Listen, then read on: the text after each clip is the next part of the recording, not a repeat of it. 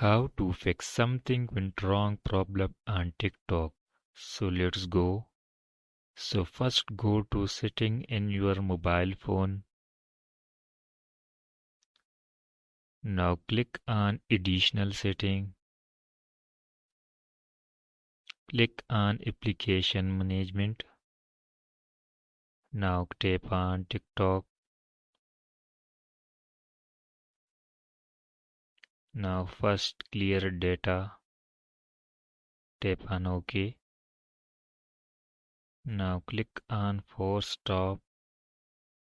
Tap on OK.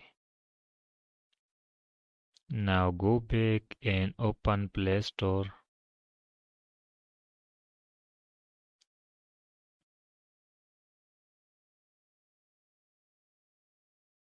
Now go to search bar and search TikTok.